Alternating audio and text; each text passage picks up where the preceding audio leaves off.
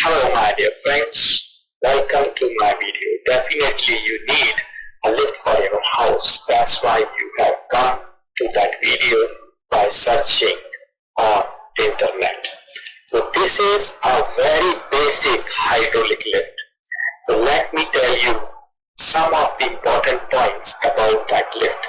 So as I have already told you, it's a very basic lift, hydraulic lift, but it is quite safe and secure.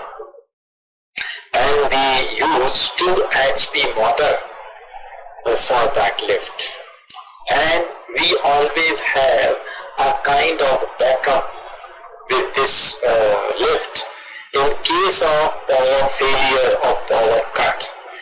There is an option for you to come down, and we don't need to dig any ditch for that lift as we do in conventional lift, and we don't have to make any kind of machine room for that lift.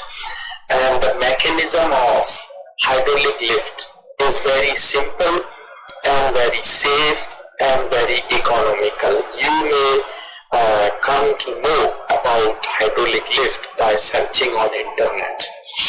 And it is a maintenance free lift. There is no need to have any kind of maintenance at regular interval or period. And it is quite cheaper than conventional lift.